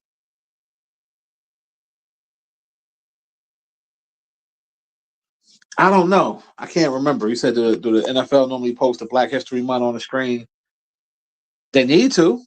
Shit, they posting shit about Charlie Kirk and all the other bullshit. They need to do the same thing. I don't know. I'm still tripping off of why Bad Bunny, a dude that don't speak English. I just don't understand that. I don't get it. And I think Jay-Z was in charge of it, so he needs to be fired ASAP.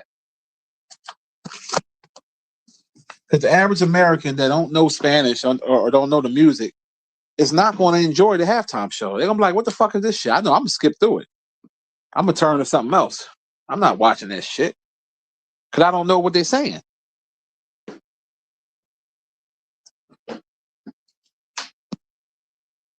And then I'm not gonna watch no dude push no homosexual agenda. I'm not watching that fucking shit, man. I pass.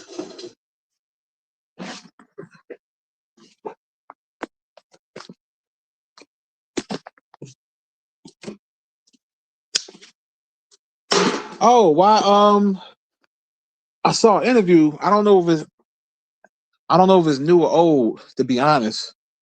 But Jay Prince was talking about Hassan Campbell. He didn't say his name, but he definitely was talking about him. He was talking about like the podcasters and the people that be like putting out lies and this, that, and the other. He was like, yeah, you know how Jay Prince talk real slow. Yeah, oh yeah. Make an OG call. That guy out in New York. One is supposed to be a victim, but he really was a participant. He basically said the same shit that I've been saying for years, that Hassan wasn't no victim. But I saw that, I was like, wow, you know, and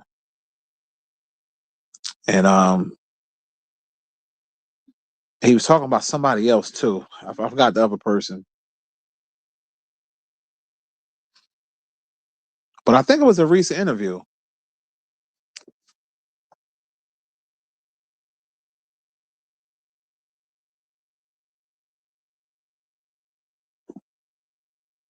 Yeah, I heard that. I heard that same thing too. Samuels, that he was going to wear a dress. That's why I'm like, why? Like, this is the shit that infuriates me. What are you trying to prove as a man wearing a fucking dress? Why? Like, this is what this is, man. That shit burns me up, man.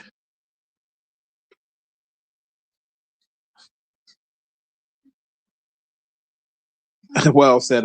He said buying sex isn't good, but he loved putting that pussy on layaway. It's like, no. I mean, do what's best for you, bro. Just don't break the bank. If you gonna buy a pussy, don't break the bank. You lowball them hoes. Give them crackhead prices if that's what you gonna do. But I'm talking about these niggas that be out here paying thousands of dollars for these bras, man. Fuck out of here. Cause some of these old school women, they old school. Some of the older women, they won't ask you for money. Like, they won't ask you directly for like the pussy for the money, but they do it indirectly. So meaning she might be like, all right, you coming over to get some pussy. She might be like, hey, can you put me up a pack of cigarettes? Or can you bring me a beer and some cigarettes? That's basically your payment for the pussy. That's basically what it is. It's no different when you take a woman out to a restaurant. It's just that she's more simple. She's more simple and not complicated than the other woman that wants you to keep whining and dining her.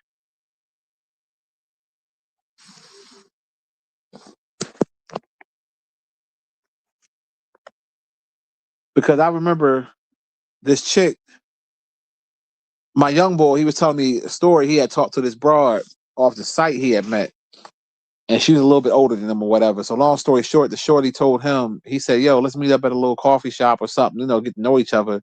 And shorty went off on him. I'm I ain't meeting at no coffee shop. I'm above that, and that's a cheap date. And she was just like going off like, and he said he cursed her ass the fuck out. I said, you did right. I said, because if y'all meeting for the first time, why you got to go somewhere expensive? Just like you don't want to get that pussy up the first day, then why should I have to give my wallet up the first day? And let's just keep it 100.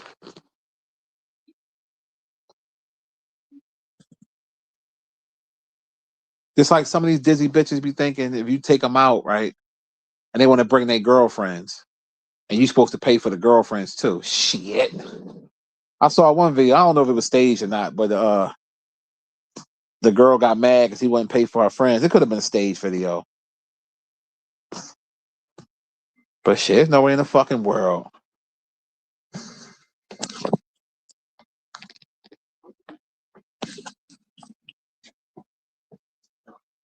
Ain't no way in the world.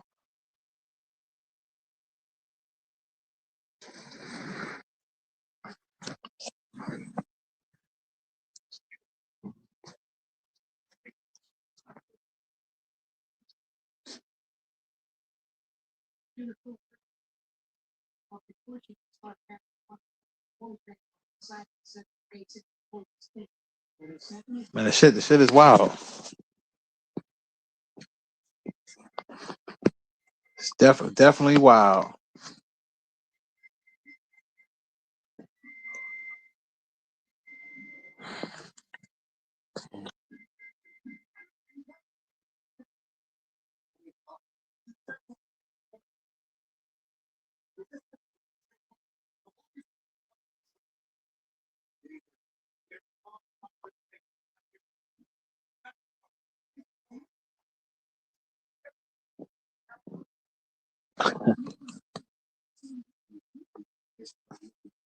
Yeah,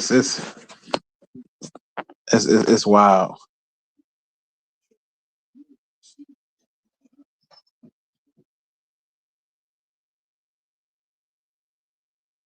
I know one thing. We've been in a deep ass cold. I can't wait till we get to 40 degrees. Like, we in the last 10, 11 days, we've been like 20 something degrees, 10 degrees. Like, we ain't been this cold this long in a minute.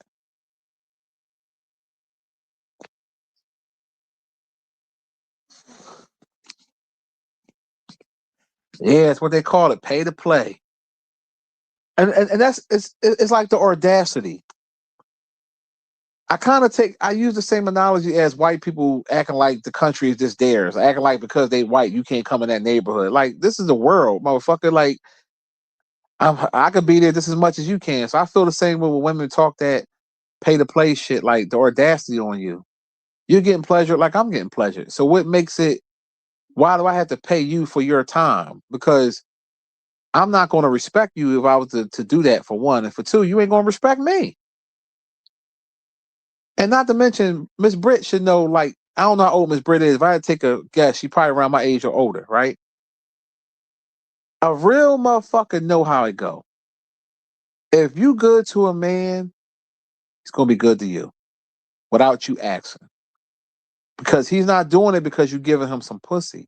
He doing it because he love you and like you and y'all have companionship. People, grown adults, do for one another because they want to. There's no hidden agenda involved.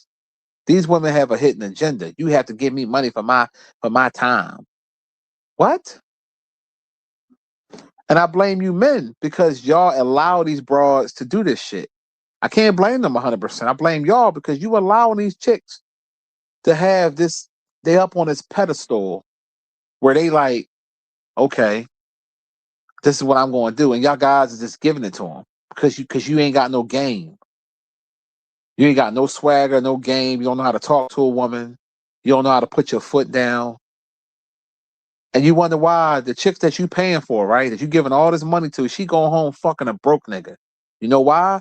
Because that's a nigga she want to fuck. You see it all the time. When I used to work in the hospital, I used to work with nurses that had bum ass niggas at home that wasn't even working. Niggas be chasing these women around all crazy, but that bum nigga at the crib, he got a hold on her because he got that good wood. But a guy that got something that got something going for himself, she'll turn him down. But fuck with, you know what I'm saying? It's backwards. It's ass backwards.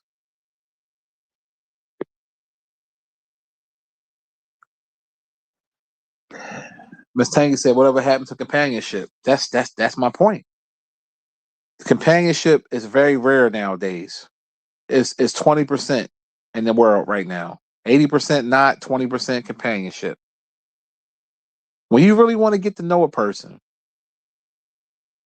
it don't matter where you go. You spending time with that person to get to know if y'all vibe is correct, if y'all emotionally attached, the whole nine. If y'all got things in common, because sometimes you can meet a person, right, and then you just don't, y'all don't click. Y'all can be attracted to each other physically, but your personalities just don't click, and that's okay. But nobody wants to do that anymore. It's basically all about what you can do for me.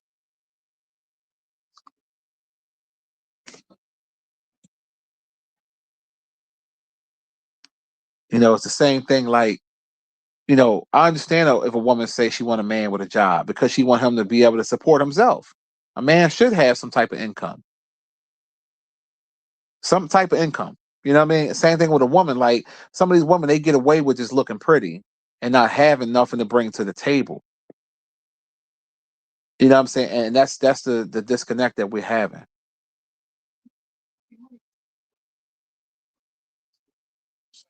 He said, "Go get my fucking money, or I'll put your brain to sleep."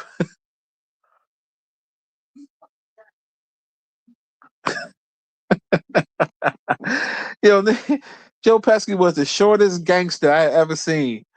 The ruthless gangster. Nigga like 5'3". Pac-Man. That's right, family. You gotta do it like my man, the elder. That's right, family.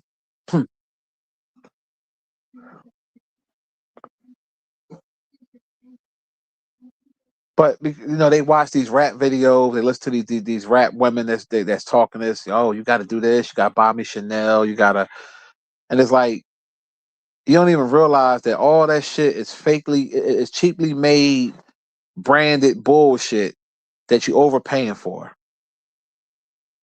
These bitches be paying $5,000-$6,000 for a small ass Chanel purse. It's the same material as a fucking Nine West or Guess purse, but because it got a little C on it, you'll pay 5-6 grand for it. Like, we gotta wake up as a people, man.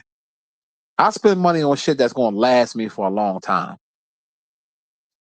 But if it ain't gonna last me a long, long, long, long time, I ain't spending no crazy bread on it. For what? Who am I trying to impress anyway?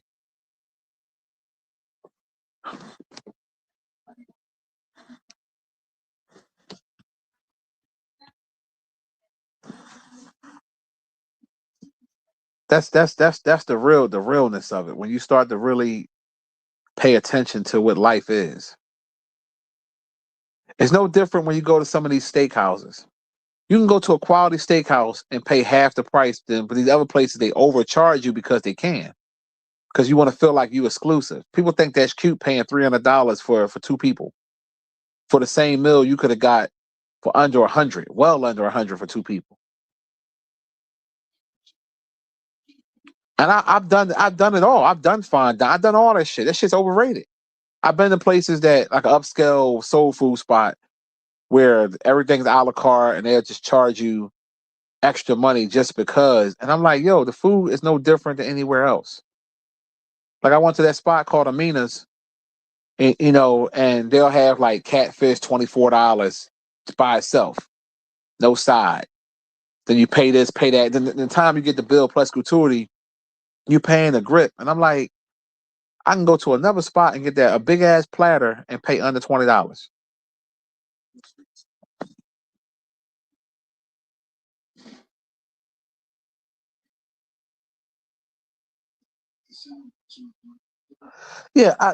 Some guys do that. King, he said some guys is like paying to get to the point. Remember, I told you my old homeboy like that. But like I told him, I said back in the day, nigga, you never had to do that. You never, because that gets pricey, especially when you got a whole wife at home, nigga. Like, you paying these bitches $60, that shit adds up. I don't care what you're talking about. Like you got the passbook bros. You know, like they fly over the Dominican Republic and all these. You know, they trick over there. But you know, you taking a chance with that. Half them bitches be having AIDS. I ain't trying to be smart. I'm just keeping it 100. Setups, shit like that. You know what I mean?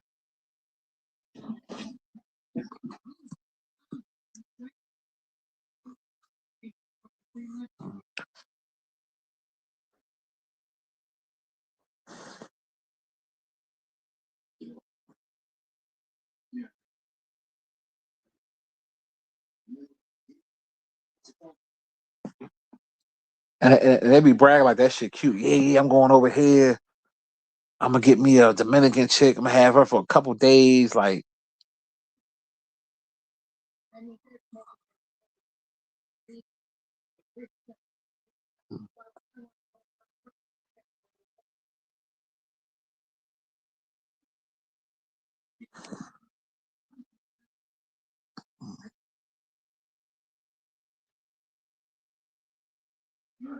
real talk. He said women are followers. He said no matter they own. He said whatever they see other women do. He said they want to do. He said just like that pop the balloon show is a bad example. Yeah, yeah, yeah. That pop the balloon show. You know, it exposed a lot how some women are really fucked up in the brain and they wonder why they single. Yeah, I know Lamont Sanford gone, man. Rest in peace to Lamont. Jay said 85% of these women are reform hoes anyway. Um, that sounds about right, bro. I'll be honest with you. That sounds about right. That's the truth. But it's no different than us. A lot of men are reform still hoe. You know what I mean? So, but you're right though. Everybody got a pass. The moral of the story is everybody got a pass. But yeah, shout out to Lamont Sanford, man. Yeah, Mr. Wilson, man. Rest in peace to Mr. Wilson. Yeah, you know that was my show. You know what? I'm about to start showing my age, but yeah, I remember that show WKRP in Cincinnati. They had the best theme song one of the shows. I'm at WKRP. That was my shit. All my over 40 people, you know what I'm talking about. I was watching that. Fucking Family Ties, all them old school shows.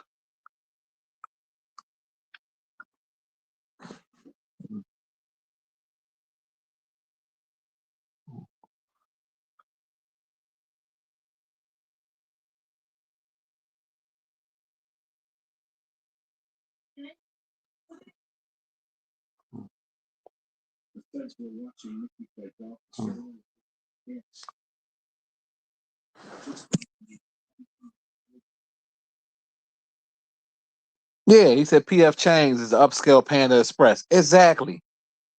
And motherfuckers be like, oh yeah, you know, like I don't know. Sometimes my people irk the fuck out of me because it's like they want to think they doing something because you paying for over. You basically paying for over. They overcharging you. It's overcharged food. You know, I get that sometimes you want to do something nice, like a atmosphere. Like you want to go to a place and then like a real, you know, you might want to dress up and stuff like that.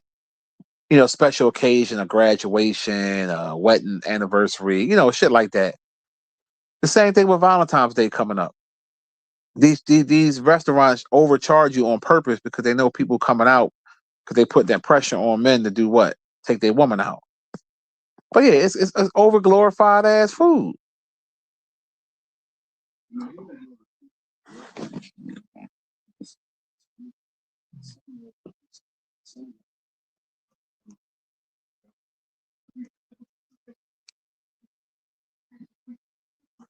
Well, see that, but women with that little girl mentality, with that, oh, you got to do this and do that, and you know, that's why they be single. They be single for a long time and not gonna have a real man, and then when they get washed up and abused, washed up and used up, that's when they all of a sudden they want to come get a man. Nope. Mm.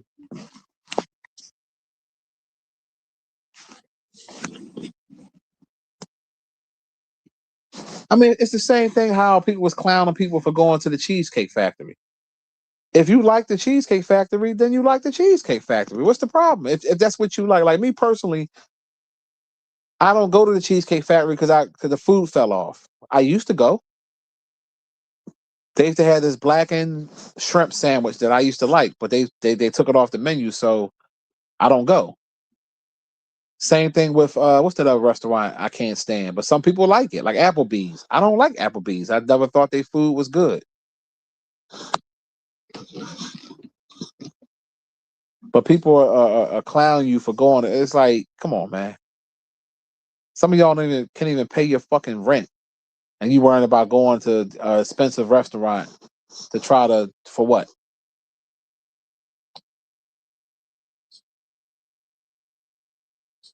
And I've been to all types of. I've done it before, so I know. I've been to restaurants where it's 5 money signs. You know what I'm saying? Like when everything is stupid high for nothing. Where three jumbo shrimp will cost you $25. It's the stupid shit, you know. Yeah, the first place I ever went to, one of the so-called fine dining, was some place downtown called Barclay Prime. And when I first went there back in the day, I didn't know what the hell a la carte meant. I was so used to when you get a fucking entree, it come with a side, 2 sides and shit. I went to that motherfucker. I said a la carte. What the fuck is a la carte? Oh, everything was like, separate. I was like, oh shit, man, I got that bill. I was like, hell no. I was still hungry. That shit wasn't even worth it. Just like in Barclay Comp, they got was it $200? I think it's either $150 cheesesteak. Come on.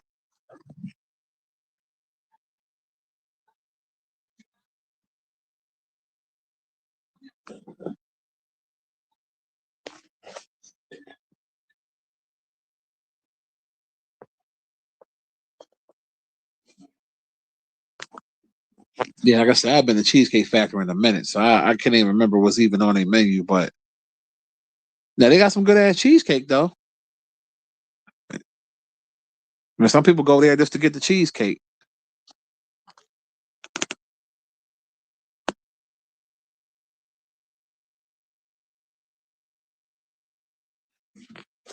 No, it's not a restaurant. I'm talking about when I was in the restaurant, they had the a la carte. I didn't know what that shit meant when I first went. I'm like, yeah, I'm gonna get the crab cakes and such. And they like, oh yeah, the crab cakes is separate. I'm like, oh shit.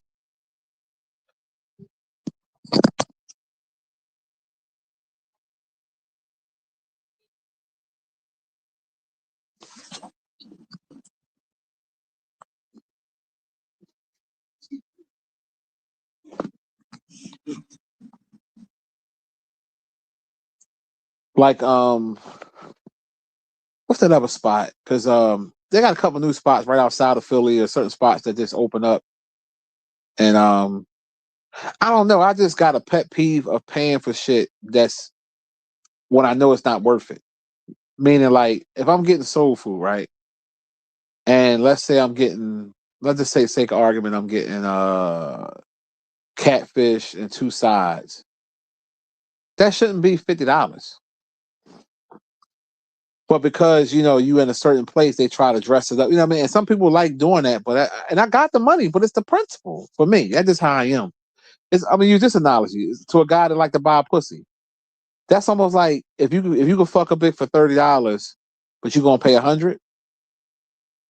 You, it's water and oil. It don't mix. It don't make sense.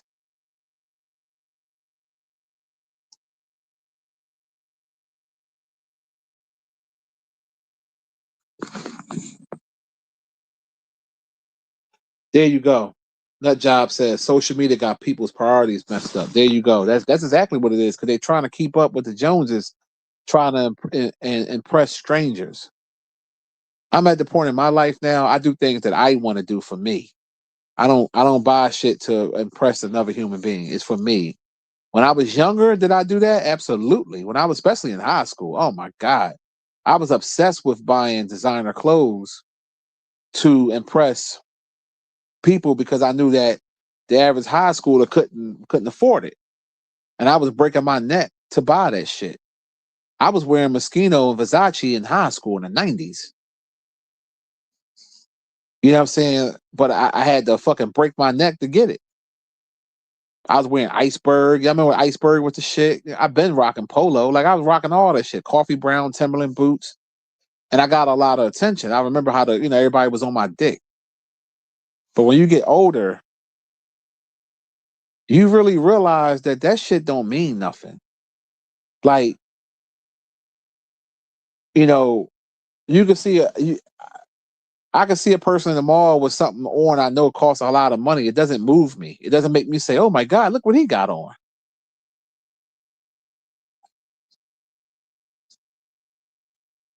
Oh man, you know what I'm saying? Like no, it don't move me like that. But that comes with getting older and having a certain mindset. Because I know this one ghetto bitch, she talking about she getting a Chanel purse, and I'm like, you live in a hood. You live in a hood and you don't drive. So make it make sense. You don't have a car, but you want a $5,000 purse?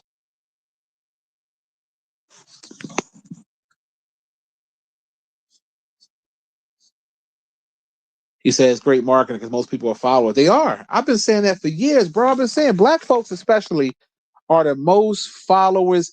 Why do you think they lead with religion? Religion basically is designed to basically corrupt your mind to have you think a certain way and you follow it. And this is why if you own a church and you got members, you make money.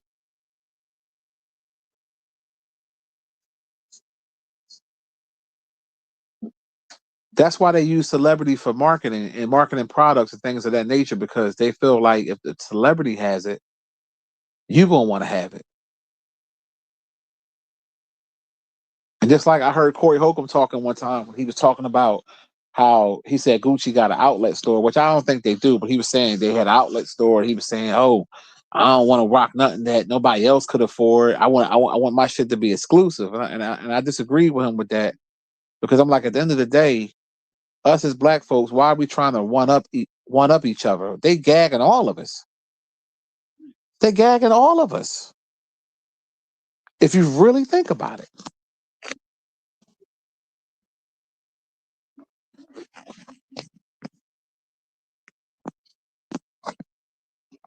If you think I'm lying, go to Saks Fifth Avenue. Go to a high end store and fill the material on those clothes and tell me if it's a difference from anything else. It's no difference. It's just the name and the tag. I know because I own a lot of this shit. I know from experience that shit is not. It's nothing. It's no different. I remember back in the day when I was in high school, I bought my first Versace sweatsuit. I paid $700 for this sweatsuit. That was a lot of money back then, especially for a sweatsuit. And I got old pictures of me having it on back in the day. I look back at that shit. I was like, I was a fucking fool to spend that much money on a regular sweatsuit. Wasn't nothing special. I just had Versace going down the seams. Same thing with Gucci. Like they be having the joint with the lion on it. It's a fucking animal, and it'll say Gucci. Same thing with the uh the Louis Vuitton shirts.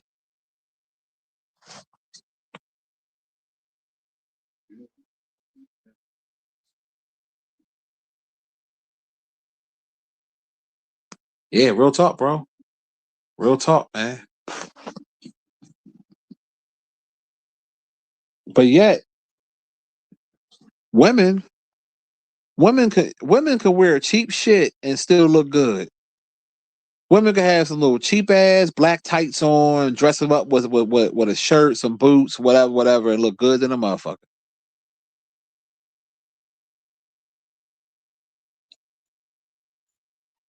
Like just like the chrome heart jeans and shit like that. Niggas is paying five. Who pays $6,000 for a pair of jeans just because it got a name on it? Think about what I'm saying here.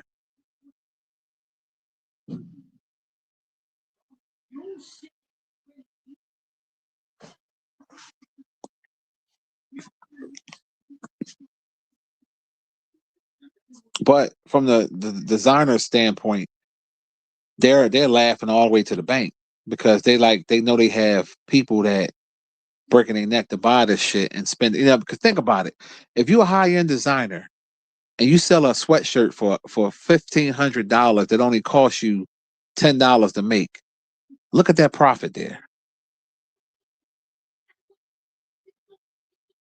That's why they got mad at the Asians, the Chinese, when they was exposing that they the ones that's making the shit and selling it cheaper. They got mad because they didn't want them to tap into their dollar.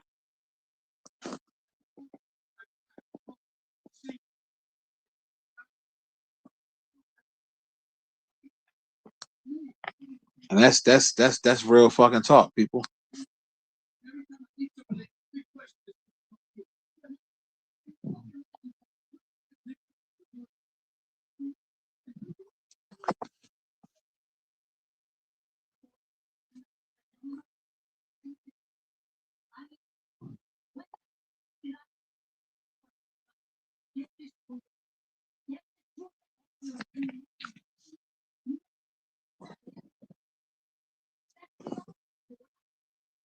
Nikki was talking greasy.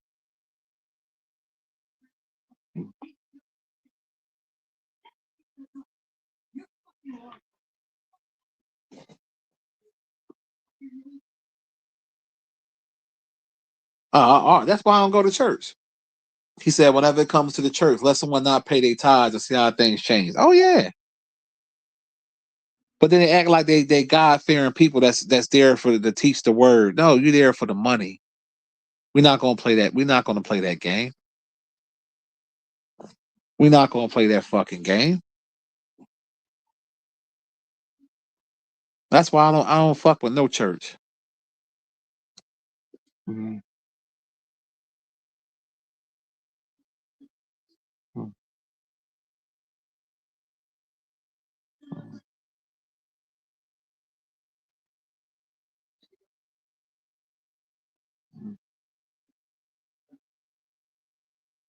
You ain't never lied, Miss Tangy. Pastors are the biggest pimps. Pimping the shit out of you gullible fucks. Straight up. That's why I'm glad my daughter don't go to that fucking church. I told her it's her decision. I ain't gonna make her. I ain't gonna make you go or not go. I'm cool. I only go to church if it's for a funeral or a wedding. That's it. That's it. They be up in there pimping the fuck out of you. They tell you. And even if you attended that church for a while, or your parent or somebody you try to have a funeral there, if your tithes ain't up to par, oh shit.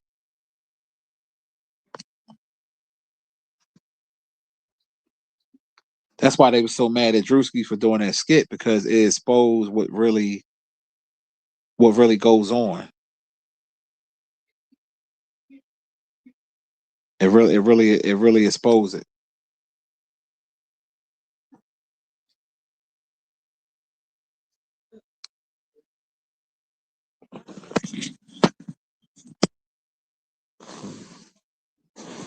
She said she could read the Bible at home for free. Yeah, real talk.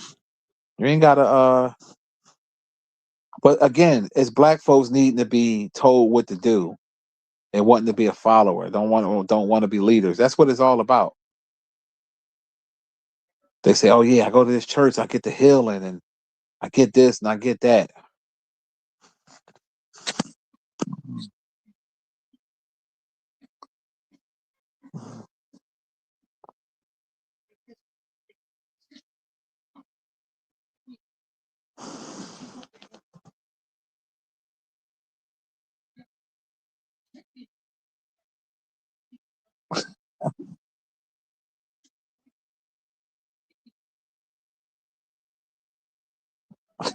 Nikki tripping.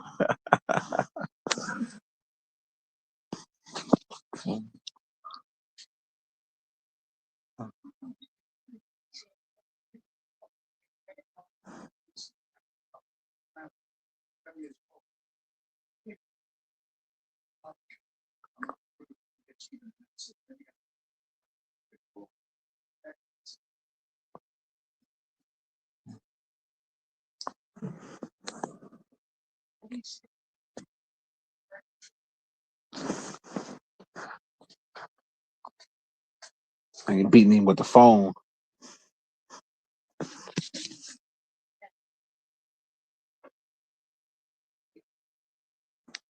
Yeah, well,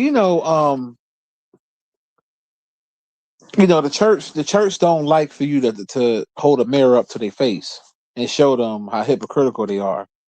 And it's not every church, but the majority of them are money hungry. You'll run across some small churches or some ones that really care about the community and really give back, but the majority of them, you know, are basically strictly about that bread, and especially the mega churches. And when we talked about that before with the pastor Holy Milk, the Brazilian pastor that told the congregation that God blessed his dick and that they had to suck his dick to get the holy sacred milk, and the fact that those women were really doing it, it goes to show that for one, they were freaks. For two, you're that blindsided by this pastor that you believe that God will want you to suck his dick to get blessed. I mean, it's the funniest shit I ever seen. I mean, it's hilarious. But the fact that they were really doing it and then try to play victim later, because I guess after a while they didn't get the blessing that they thought they were going to get. The pastor got the blessing, but they didn't get the blessing. And to this day, I don't know. I'm pretty sure he out of jail now, but that happened a minute ago. But I'm like, why would they lock him up? These wasn't children. These were grown as adults that was stupid enough to fall for the game. Basically, it was game. He was a sick genius if you really think about it.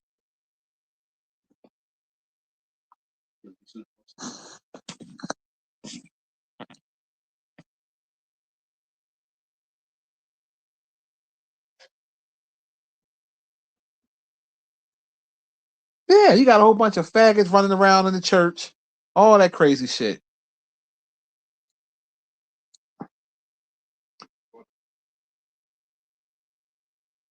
Susie, what's going on? See, Susie, I don't know if you a troll or you somebody, because you give me troll vibes and shit. I don't know if you be trolling or what. It's hard to. I don't know.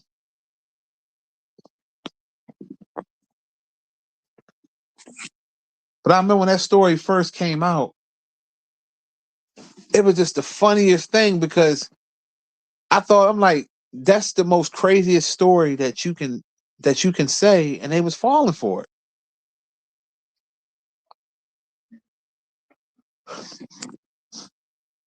I mean, I'm trying to figure out like how did he preach that sermon to say that?